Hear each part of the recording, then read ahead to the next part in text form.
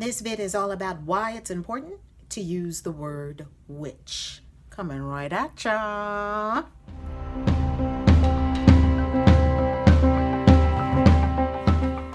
This is Reverend Valerie Love at your service, divine midwife of soul destiny, Christian witch, and the author of 11 books on practical spirituality. You can check them out in the description box below, beloved. How you loving? How you loving? You loving good? You loving real good? So this message is about why it's important to use the word witch. And I'm going to take a page from my very sordid story of my life and share something with you. Do you remember when I first came out the broom closet on this channel about how I became a Christian witch? Oh, people hated that video. Oh, the Christians hated it. Oh, the witches hated it. Oh my God. And I said, you know something, God, I'm doing the will and the work of my mother, father, God. And God, you about to kill me. Because this assignment that you gave me to take the heat off the word witch and to restore the word witch to its beauty and its majesty and its splendor, and to remove all fear and ignorance from the word witch. That was part of my divine assignment. I write about it in my book. I was like, what else you got, God? Is there another assignment? I don't like that one. But what we don't realize about our assignments is that your soul already chose it.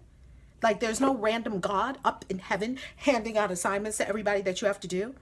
No, your soul chose it when you were already on the other side in the other dimensions with source, God, Goddess, I am. Your soul chose what it is you wanted to come here and be, do, experience, have, connect with other souls for your evolution and for the evolution of all souls everywhere. So when I was reminded by the goddess of my, didn't you say, you get that proverbial tap on the shoulder about your destiny? Didn't you say, Valerie, that when you came to planet Earth, you would be helping in the evolution of the consciousness of the entire planet and of even beings that were no longer on the planet, those who were in spirit realms, that the work that you would do on planet Earth here in this incarnation would lift all beings on this planet and all beings even off the planet as well? Isn't that what that was the reminder? Yeah, but I must have been drinking some heaven liquor or something when I said that. Because you know how you be all ambitious when you in heaven with God. Yeah, I'm going to do this and my soul's going to evolve. And then, creator, source, the angels, your whole team consults on it. And then sometimes God backs us down from some of the stuff that we put on our plan for this particular incarnation. I call it your divine destiny plan. Sometimes we put too much. Like an alcoholic father, a mother that abused you, a husband that tried to kill you, children that tried to kill you. And because as a soul, you know that all these experiences are causing you to elevate and evolve. And you don't know that as a human, right? We forgot. Because we all went through the sea of forgetfulness when we came into incarnation. We were born, and the angel Gabriel, that's why we have this little dip right here. The angel Gabriel, she does that to each baby. It's a secret. We wouldn't want to spoil the surprise, right? So you get here in this incarnation and we forget. We forget all of the things our soul already signed up for on the other side, because we pass through the sea of forgetfulness. So when we get here, we must be reminded. And so hence we have divine destiny markers, and we have other means that are set up, encoded into your life here on planet Earth. Reminders, continual reminders of what your soul already said it was going to do when it got here. So that was me. I forgot. Like, witch, really? People hate witches. They use the word witch as a slur, as a derogatory term. Why would I want to call myself a witch? So for years, I called myself something other than a witch. Perhaps you can relate. Perhaps this message is resonating with your very soul. I called myself intuitive advisor, even psychic, even the word psychic, as much as charge as it has for Christians, even the word psychic doesn't have as much charge as witch. I called myself, angelic messenger, a messenger, a channel, all of these other things. And while all those things are true, I am an intuitive advisor. I am a channel. I am a witch. I am an angelic messenger. I was using those terms to avoid using the word witch. Yeah, there's my confession. I'm out. All right, you have me. You got me. I'm in the confession booth. There it is. Okay? So when I first came out as a Christian witch and I created the video, How I Became a Christian Witch, and I simply shared my story, it was a tap on the shoulder that morning and it said, tell your story. And I was like, okay. Put on my little makeup, got in front of the camera, told my story. As I was telling my story of the inner turmoil I was experiencing because there was a witch on one side and a Christian on the other, and they seemed to be at loggerheads. They seemed to be at war and conflict, and I had not found a way to appease them both, honor them both, because I was in deep judgment that you can't have both. So I got to either choose the witch. If I choose that, nobody ain't going to like me no more, including all my friends and family who are Christians. And I sure can't fit in the Christian box no more. So that's going to be a no. There was this juxtaposition. It was like a face-off. It was a juxtaposition of passions. I have a passion for being born a witch. I have a passion for following the Christ way, not necessarily as many Christians tell us to, or as they tell us to in church, more a sense of knowing Christ is my guide, my teacher, my way shower. Yeah, Christ is my boo. That's my boo, okay? So, and not even the man Christ, Jesus, or Yeshua ben Joseph, or Yeshua ben Joseph, and there are many other names, Emmanuel, many other names by which he is known in the Bible. I will say Christ, because Christ is what I aspire to. This is the highest aspiration of my soul, Christ. So there's a deep connection for me to Christ.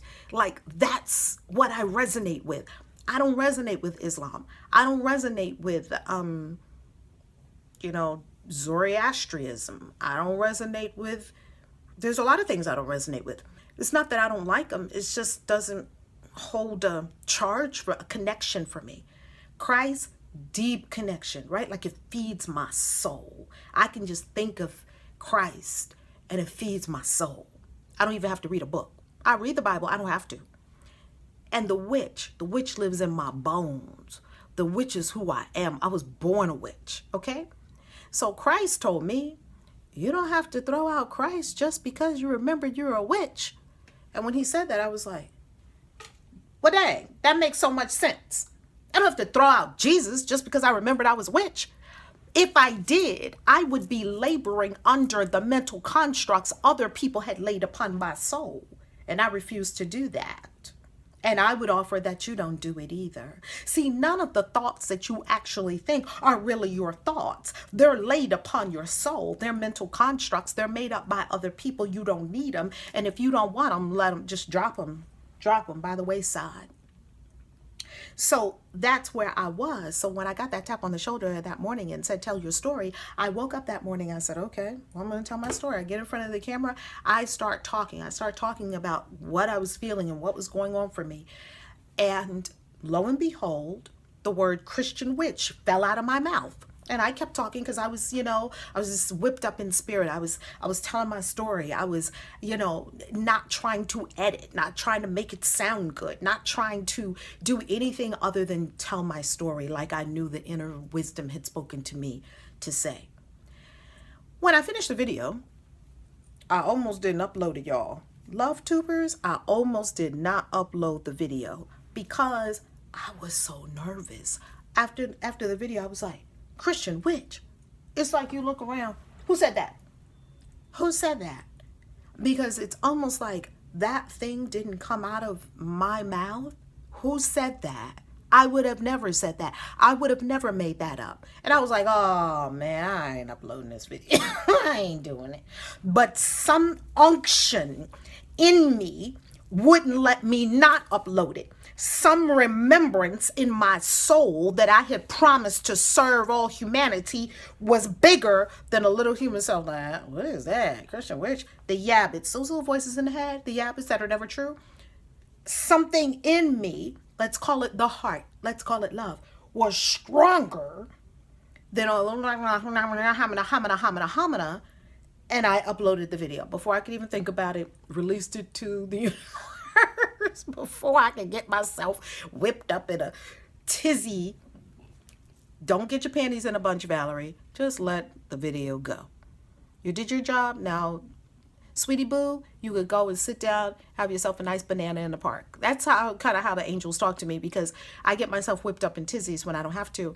And then they just calm me down. Sweetie, do you want a banana? You want a green smoothie? Or do you want a salad? And you could just go to the park, and you could just, they always invite me to nature so I could get myself together again. So that's where I was.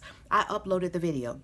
I was not happy with the feedback on the video. And the reason I was not happy with the feedback on the video when I first began to get it is because this was many years ago, and maybe about 4, 5, 6 years ago, 2011, 2012, somewhere around there. Right now it's 2017. So that was probably about 5 years ago. And I had already been on the journey for years, even before coming to that point. And in this evolution, we're always learning, growing, becoming more of who we truly are, simply becoming. Yes.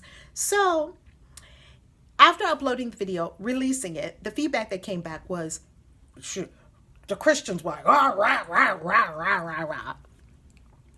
Some of the comments I let sink too deep. Some of the comments I just flicked them off because they were just not me. Some of the comments I really sat with, but here were my favorite comments.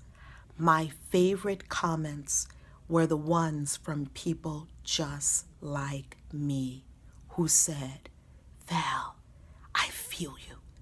I've been sneaking a tarot deck around in a brown paper bag because if my Christian family knew, they would not have it. Val, I know what you're talking about because I have a tarot deck wrapped in newspaper. Val, I know what you're talking about because I have been hiding these crystals because none of the people around me understand crystal healing. But I love going to church because I love the choir, or I love my church, or I love my pastor, I love my Bible. And I just knew inside myself that I did not have to let one go for the other. Yeah, baby. By the way, smash that like button, baby. Smash that share button, baby. Yeah. Yeah. Why you gotta let go of Jesus just because you want to be magical and witchy? Why you gotta let go of being magical and witchy just because you want to be with Jesus? I long for the day when witches with our traditional headgear of a conical shaped hat. I have many of them. It is a conical shaped hat to channel wisdom from higher spheres. You always see wizards, mages, magicians, witches with the conical shape hat, very tall and high. And this conical shape actually touches into the heavens. I long for the day when there will be witches welcoming churches with their traditional headgear on, as every religious path, every spiritual path has its traditional headgear, from the Pope to Islam to Buddhism, our Buddhist, I believe Buddhist monks. I believe there's not, maybe not. Let me not say Buddhist. In Hindu, in India, I saw many of our brothers, the gurus with their head wrap. Sadhguru has a traditional head wrap. I see many of them with this head wrap. I do not know what it means. I know what my headgear means.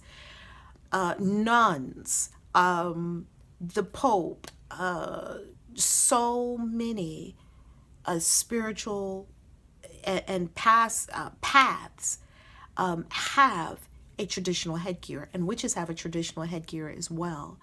And I long for the day that that headgear will be honored and revered all over the world, and I will absolutely be one of the witches that ushers that in.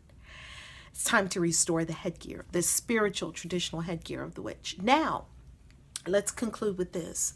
This is why it's important for you to call yourself witch, not magician. You may be a magician. There are many witches who are magicians, many magicians who are not witches. So the two are not interchangeable. Perhaps you are an intuitive advisor. Perhaps you are an angelic messenger. Perhaps you are a divine being of love and light. Perhaps you are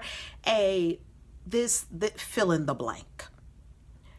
If you are using these terms to avoid calling yourself a witch, I invite you into a new way of being with yourself as a witch. See, witches are knowing. See, I knew I was born a witch. Witches are knowing. It's in the bones. It's in the blood. So therefore, my magic is in my blood. So therefore, if I call myself something else, not that I'm not that something else, if I call myself something else in order to avert, avoid, run from, in terror, the word witch, then I am running from, in terror, indeed a part of my own self. I'm denying my own self. This is the selfhood you are denying. I will never forget one of the most profound moments I had with God when I was just in my meltdown about being a witch. Blah, blah, blah. Why you have to make me a witch? Why I gotta have this assignment? I don't want to be a witch. Why? I could just be a witch in the closet. Blah, blah, blah. I was just in blah, blah, blah. I remember a conversation with the divine, and this is the whisper in my own soul I heard clearly. I created you a witch, my daughter. Be that which I created you to be. I created you a witch, my daughter. Be that which I created you to be. That God has simply whispered to me, and it's a beautiful knowing. It is important for us who are witches, male and female, witches of all breeds, colors, shapes, sizes, spiritual paths, all kinds, everywhere, to call ourselves what we truly are, witch. What a beautiful word. Mwah. I love you. God bless you. Let's be magical, shall we? Peace. Reverend Valerie Love, ValerieLove.com.